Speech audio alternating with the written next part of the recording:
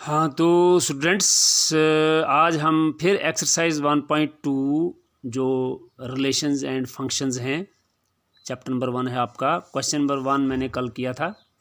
आज आपका question number 2 करेंगे। क्वेश्चन नंबर 2 में है check the injectivity and surjectivity of the following functions. First part इसका है F maps n to n given by F x equal to x square. ये आपका यहाँ पे क्वेश्चन है। यहाँ इस वक्त जो कार्टेशियन प्रोडक्ट बना है वो नेचुरल नंबर का बना है, यानी आपका डोमेन भी यहाँ पर ऐसे मैं बताऊँगा आपको, आपका डोमेन भी नेचुरल नंबर है और आपका कोडोमेन भी ही नेचुरल नंबर है। तो यानी आपका कार्टेशियन प्रोडक्ट इस वक्त निकाला गया है ए फंक्शन का, यानी कार्टेशियन प्रोडक्ट जो है वो n क्रॉस n है।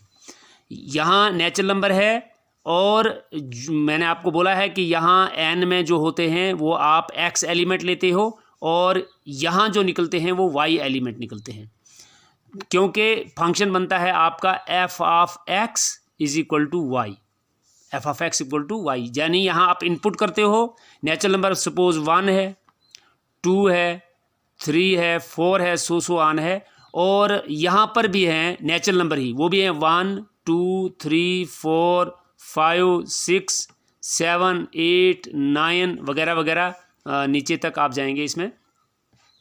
तो यहाँ ये जो है आपका f x equal to x square, x आपने यहाँ से पुट करना है और ये जो वैल्यू आएगी ये एक्स स्क्वायर आएगी, यानी यहाँ आपका वाई निकलेगा।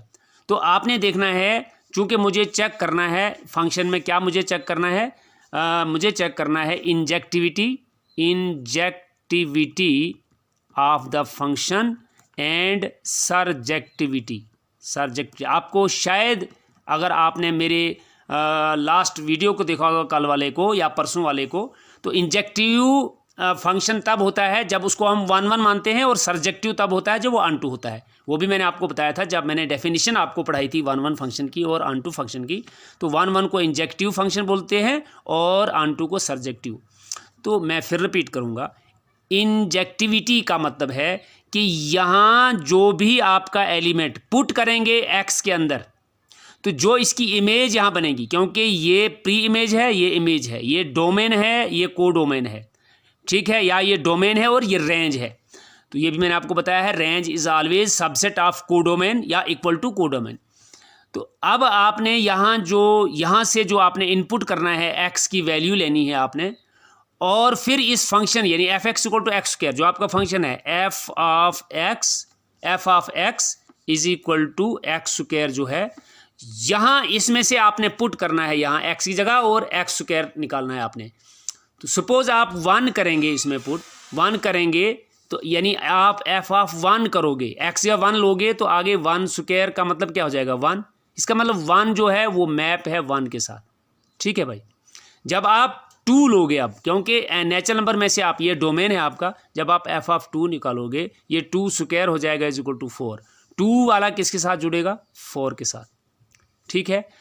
फिर 3 का आएगा 9 के साथ, इसी तरह से 4 का 16 के साथ। जितने भी आपके नेचुरल नंबर होंगे उनका जब आप स्क्वायर करेंगे वो आपका y निकलेगा।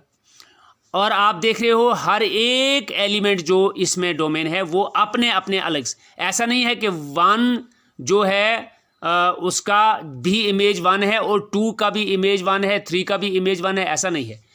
Different elements of domain have distinct images in codomain. तो यहाँ जो भी आप पुट करोगे उसकी एक अलग इमेज बनेगी, और आप देख रहे हो हर एक एलिमेंट जो है उसकी अपनी अलग इमेज है। तो इसका मतलब जनरली ये जो है आपने एग्जांपल से देख लिया कि ये 1 फंक्शन है, क्योंकि इसमें कोडोमेन में ऐसा कोई भी एलिमेंट नहीं होना चाहिए जिसकी प्री इमेजेस 2 हैं। मैंने कल बोला था यहाँ इमेजेस होती हैं, यहाँ इमेज होती है और यहाँ प्री इमेज होती है, प्री इमेज होती है, कल भी मैंने आपको बोला था। तो ऐसा कोई भी एलिमेंट नहीं है जिसकी 2 प्री इमेजेस हैं। तो जब डिफरेंट एलिमेंट्स की डिफरेंट इमेजेस बनेंगी, यूनिक नहीं होंगी, या मतलब यूनिक में सबकी एक भी हो सकती है, लेकिन जब डिफरेंट एलिमेंट्स का डिफरेंट इमेज होगा तो उसको हम 1 1 बोलते हैं। लेकिन यहाँ चूंकि आपको साबित करना है इसलिए आपको जनरलाइजेशन में जाना है, यानी x और y लेना है या x1 और x2 लेना है। तो आप यहाँ लेंगे आप लेट करेंगे x1 and x2 belongs to natural numbers. कौन सा? डोमेन में से आप ले रहे हैं, शाबाश। और लिखो भी, क्योंकि यहाँ दोनों डोमेन भी और कोडोमेन भी नेचुरल नंबर हैं, लिखो n के साथ डोमेन में ले रहा हूँ मैं। n x1 और x2 कहाँ से ले रहा हूँ? डोमेन से ले रहा हूँ। लिखो ब्रैकेट के अंदर ताकि क्लियर हो जाएगी बात। जब x1 x2 आप नेचुरल नंबर में से ले रहे हैं, आइए आप लाइए आप इस फंक्शन को। f ऑफ x1 क्या बनेगा? इज इक्वल टू x की जगह आपने x1 डाला, यहाँ भी x की जगह x1 डालो तो x स्क्वायर हो जाएगा। एंड फिर आप fx2 निकालो, fx2 जो है वो आएगा x2 का स्क्वायर, सीधी बात है। तो अगर 1 1 है तो जनरलाइजेशन में आपको हमने बताया है अगर x1 और x2 है तो अब अगर fx1 is equal to fx2 है, ये इंप्लाई करना चाहिए कि x1 भी इज इक्वल टू x2 होगा।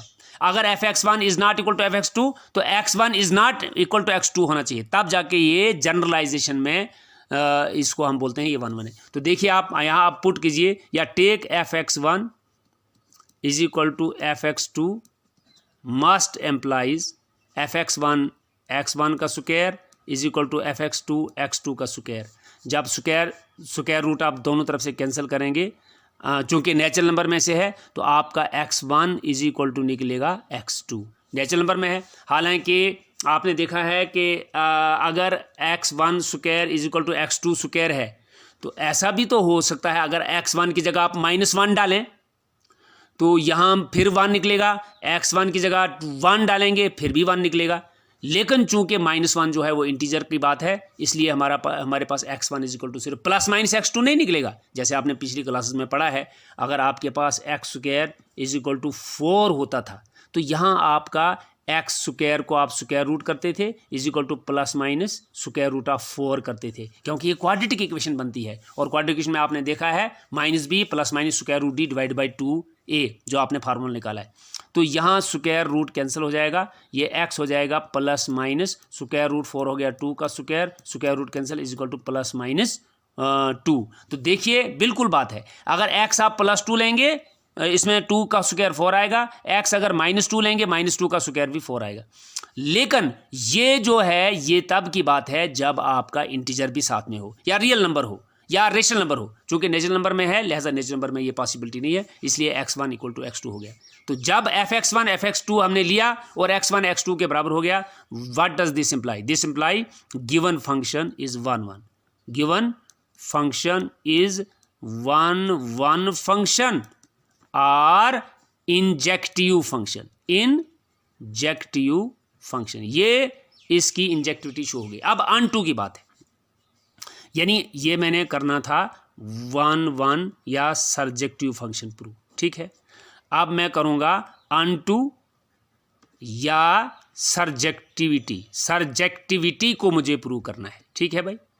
देखिए अब यहाँ देखिए आप इसमें क्या है, आप देखिए है 2 है, मतलब सर्जेक्टिव मतलब अनटू फंक्शन है। कोई भी एलिमेंट कोडोमेन का ऐसा नहीं रहना चाहिए जो मैप्ड नहीं हो अपने डोमेन के साथ, यानी every element of codomain must have it's pre image. तो यहाँ देखिए 2 कहीं भी पीछे प्री इमेज नहीं रखता है। आप लिखेंगे यहाँ लेट, क्योंकि नेगेटिव के लिए आपने सिर्फ एग्जांपल लेनी है, let 2 belongs to natural number, मगर किस में से ले रहे हो आप? कोडोमेन में से। कहाँ से ले रहे हो? कोडोमेन में से ले रहे हो, उल्टा वाई ले रहे हो आप।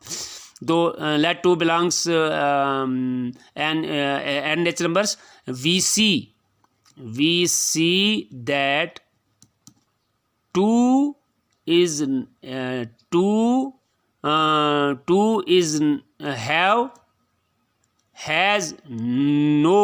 has no pre-image in an यानी डोमेन, यानी या ऐसा भी लिखते हो R2 is not the image of any element of the domain. 2 is belonging to codomain, which is not the image of any element belonging to domain. या यही we see that 2 has no pre-image in n, therefore given function is not surjective. It is not surjective. इस तरह से ये question आपका complete हो गया। ठीक है भाई, देखिए इसको हम 1.2 क्वेश्चन नंबर 2 का फर्स्ट पार्ट देखते हैं, थोड़ा सा आंसर भी देखते हैं इसका क्या है इसका आंसर। 1.2 का फर्स्ट पार्ट क्वेश्चन नंबर 2 1.2 का, हाँ फर्स्ट पार्ट, ये देखो इंजेक्टिव बट नॉट सर्जेक्टिव। तो इस तरह से ये आपका क्वेश्चन हो गया। तो देखिए भाई, ये इसका एक और पार्ट में करता हूँ इसी क्वेश्चन का। अब हम आ जाते हैं, सपोज हम आ जाते हैं इस पर।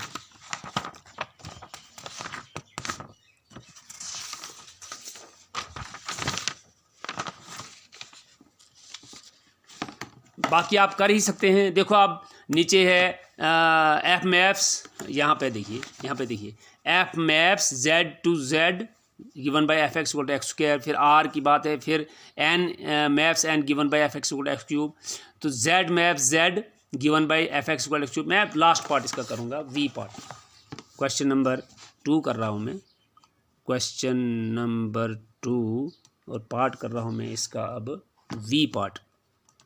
यहाँ एफ मैप्स है जेड टू जेड और फंक्शन है given by F of x is equal to X cube. अब यहाँ भी मैं आपको इससे यहाँ ऐसे बताऊँगा, देखिए ये भी z है, ये भी z है, ये फंक्शन है।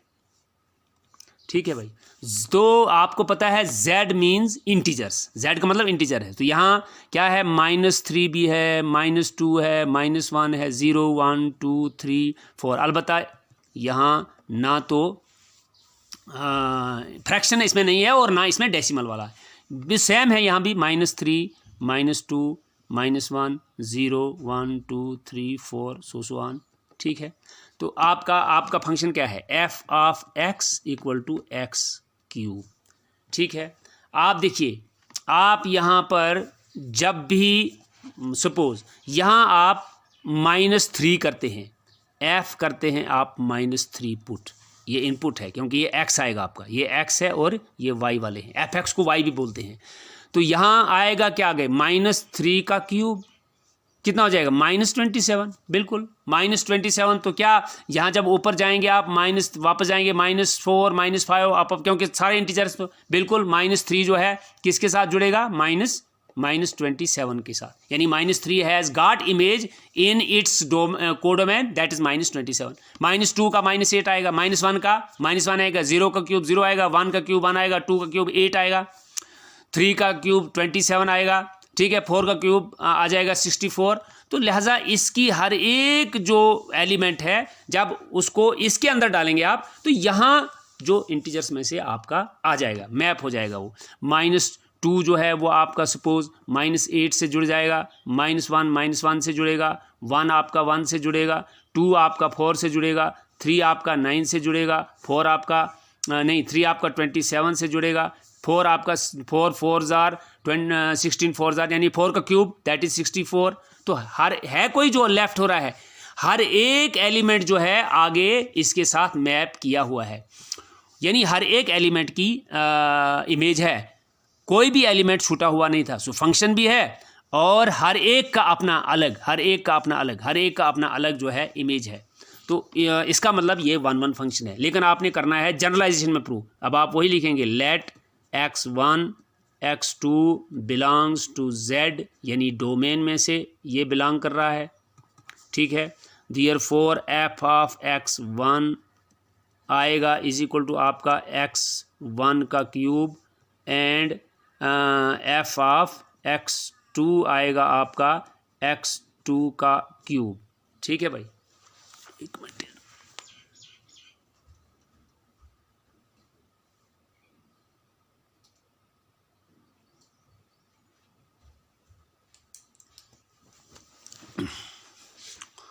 तो अब आप देखेंगे देयरफॉर जब आप करेंगे अनटू फंक्शन आप कर रहे हो उसको 1 1 कर रहे हो प्रूव 1 1 या सर्जेक्टिव कर रहे हो उसको, तो इसमें आपका F of x1 is equal to F of x2 क्या शो करेगा, x1 का cube is equal to x2 का क्यूब। जब दोनों तरफ से क्यूब आप हटा देंगे you will get x1 is equal to x2।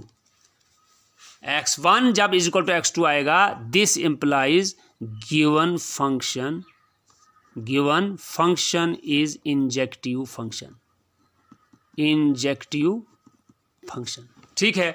क्योंकि आपका fx1 इक्वल टू fx2 जब पुट किया आपने तो x1 क्यूब हो गया x2 का क्यूब दोनों तरफ से हटाओ, x1 इक्वल टू x2 आ गया। तो लिहाजा ये फंक्शन जो है 1 1 है। अब चूंकि आप खुद ही देख रहे हो यहाँ -3 का प्री इमेज नहीं है, -2 का प्री इमेज नहीं है, ठीक है, फिर 0 का तो है, 1 का भी है, 2 का कोई प्री इमेज नहीं है, 3 का कोई प्री इमेज नहीं है। तो आप ऐसा करोगे, लेट -3 बिलोंग्स टू z, मगर कौन सा z, को डोमेन वाला, लिखो इसको को डोमेन वाला। We see that -3 has no pre image in z, यानी in z means in domain, therefore given function is not surjective function. इस तरह से ये क्वेश्चन आपका 2 जो है वो कंप्लीट हो गया। अभी मैं क्वेश्चन नंबर 3 पे आ जाऊंगा। अब क्वेश्चन नंबर 3 है आपका, क्वेश्चन नंबर 3 देखिए, ये भी इम्पोर्टेंट है। क्वेश्चन नंबर 3 है, prove that the greatest integer function F maps R to R real number में से given by F x equal to greatest integer function X is neither 1 1 nor onto where X denotes the greatest integer less than or equal to X. ये तो functions जो हैं, ये greatest integer constant function, ये तो 11th का syllabus है। जिस दिन मैं उस दिन वो क्लास लूँगा वो भी हम आपको डालेंगे ताकि उसको भी आप अच्छी तरह से देखें। फिलहाल हम ऐसा कर रहे हैं, यहाँ फंक्शन है F maps R to R, और गिवन बाई क्या है फंक्शन, गिवन बाई है F of x is equal to greatest integer function X. यहाँ जो ग्रेटेस्ट इंटीजर फंक्शन होता है, यहाँ में आपको ये होता है less than or equal to X, यानी अगर आपकी वैल्यू, ग्रेटेस्ट इंटीजर को मैं शो कर रहा हूँ, अगर आपकी यहाँ देखिए रफ वर्क करूँगा मैं, अगर आपका इसमें 2 है, इसकी वैल्यू 2 आती है, अगर इसमें आपका आता है suppose 2.1 less than equal to है ना, तो ये आएगा 2 ही, यानी 2.9 तक भी आएगा आपका 2, याद रखना ये।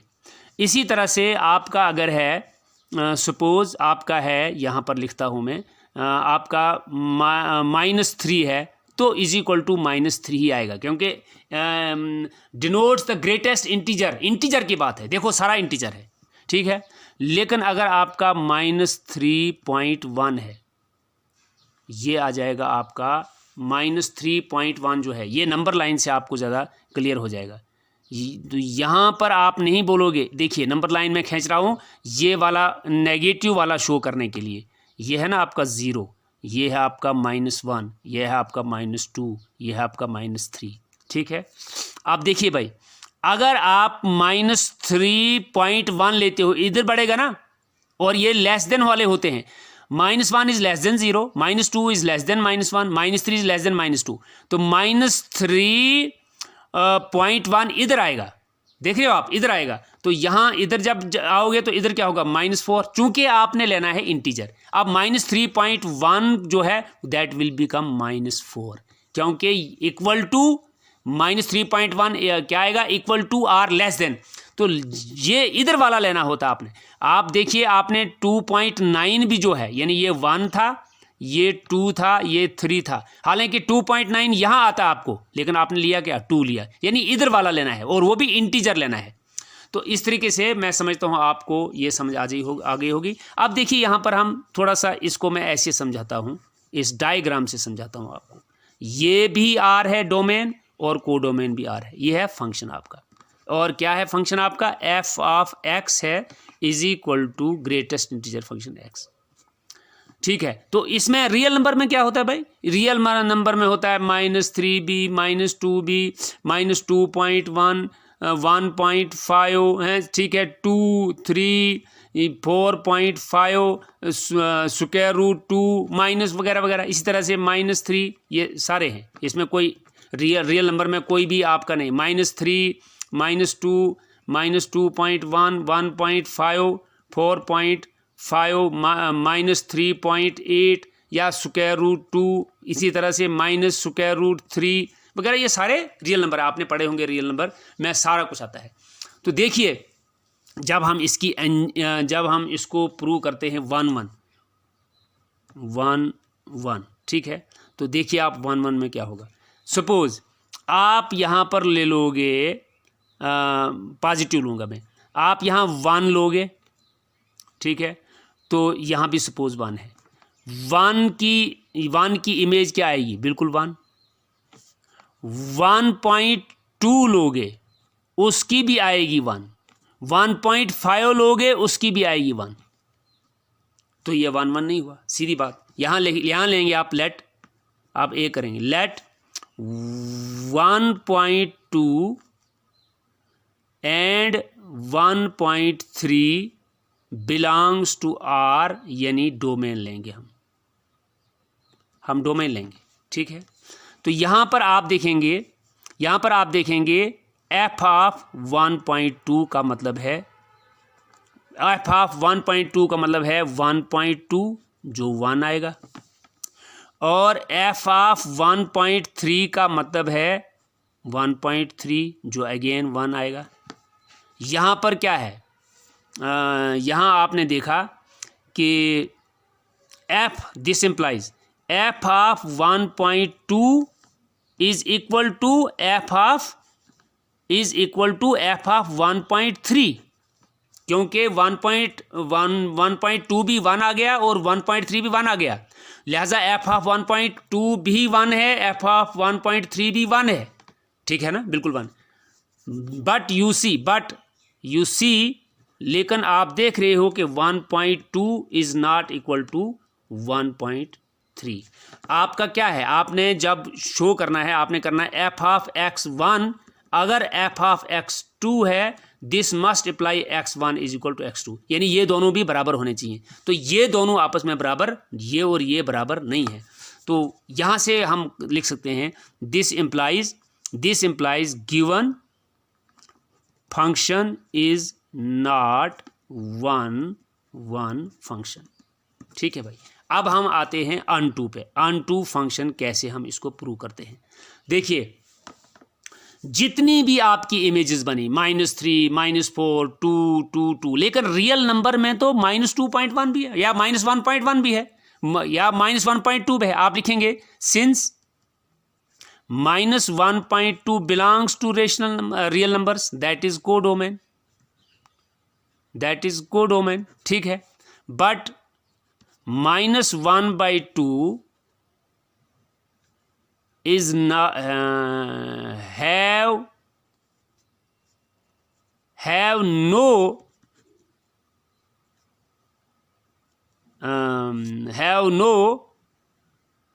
pre-image in R, यानी डोमेन, ठीक है। या ऐसा लिखते हैं R -1/2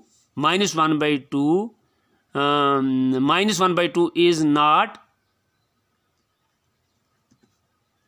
image of any